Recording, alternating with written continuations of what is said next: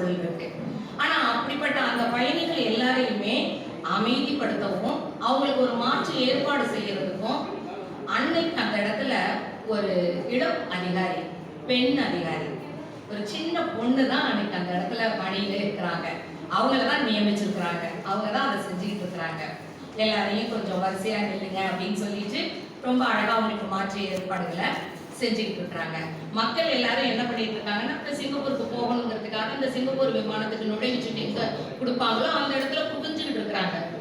இந்த பெண் வந்து எல்லாரையும் கொஞ்சம் வரிசையில நில்லுங்க, ஒருவர் பின்னாடி ஒருவரா வாங்க அப்படின்லாம் சொல்லி ரொம்ப நிதானமா புன்முறுவலோட ரொம்ப அழகா கொடுத்துட்டு இருக்கிறாங்க. எல்லாருக்கும் மாற்று ஏற்பாடு செஞ்சுட்டு இருக்கிறாங்க. அந்த நேரத்துல தனக்கு ஒரு பெரிய மனுஷனா காட்டிக்கொள்ளக்கூடிய ஒரு பெரிய மனிதர், அப்படி காட்டிக்கொள்ளக்கூடிய ஒரு பெரிய மனிதர், அவர் என்ன பண்றாரு, வரிசையில எல்லாம் நிக்கல, நேரம் அந்த பெண்மணி கிட்ட வந்து நின்று அவர் கேட்கிறாரு, என்ன இப்படி பண்ணிட்டீங்க?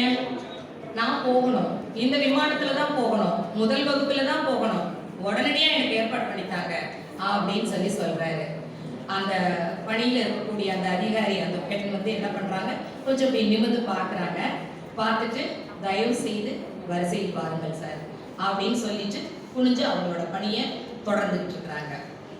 இதை அவங்க அப்படி குனிஞ்சு அவங்களோட பணியை இப்படி வரிசையில வாங்கன்னு சொல்லிட்டு அவங்க வேலையில் அவங்க கவனத்தை செலுத்தினது நம்ம பெரிய மனுஷனுக்கு கொஞ்சம் ரொம்ப அவமானமா இருக்கு. என்ன இப்படி நம்ம இப்படி ஒரு பெரிய மனுஷன் வந்து இப்படி சொல்லிட்டு இருக்கோம், இந்த பொண்ணு இது கூட கவனிக்கலையே அப்படின்ட்டு இன்னும் கொஞ்சம் குரலை உயர்த்தி, உங்களால எனக்கு டிக்கெட் தர முடியுமா முடியாதா அப்படின்னு கேட்கிறாரு. இப்போவும் நம்ம அதிகாரி அப்படி மேல திரும்பி அவரை பார்க்குறாங்க. பார்த்துட்டு தயவு செஞ்சு வரிசையில வாங்க சார் அப்படின்னு சொல்லிட்டு அவங்க பணியை அவங்க தொடர்றாங்க. இந்த பெரிய மனுஷனுக்கு இந்த வரிசையில வர சொன்னாங்கல்ல, அது ரொம்ப ஒரு தனக்கு இழைக்கப்பட்ட ஒரு பெரிய அவமானமா நினைக்கிறார். திரும்ப திரும்ப நம்மளை வரிசையிலேயே வர சொல்லுதே அப்படின்னு அது ஒரு பெரிய அவமானமா இருக்கு. அதனால ரொம்ப கோபமா முன்ன இருந்ததை விட உயர்த்தி குரலை, நான் யாருன்னு உனக்கு தெரியுமா அப்படின்னு கேட்கிறாரு. இவரோட குரல் நான் மெதுவாக தான் சொல்லியிருப்பேன் உங்கள்கிட்ட, அவர் ரொம்ப பெருசா உயர்த்தி சொல்லியிருக்கிறாரு, நான் யாருன்னு உனக்கு தெரியுமான்னு. இவரோட குரல் சத்தத்தை கேட்ட உடனே அந்த பயணிகள் எல்லாரும் அப்படியே அதிர்ச்சி ஆயிடுறாங்க. அதிர்ச்சி ஆகி இந்த மனுஷன் எப்படி கத்துறாருன்னு அவர் எல்லாரும் பார்த்துட்டு இருக்காங்க. அப்படி பார்த்துட்டு இருக்கிற நேரத்துல நம்ம அதிகாரி என்ன பண்றாங்க அப்படின்னா, அந்த ஒலிபெருக்கையில பயணிகள் அனைவரும் கவனிக்கவும், பயணிகள் அனைவரும் கவனிக்கவும்னு 2 முறை அறிவிப்பு கொடுக்குறாங்க. உடனே எல்லாருடைய பார்வையும் இந்த அதிகாரி பக்கம் திரும்புது. அந்த பெண்ணை பார்த்து திரும்புறாங்க.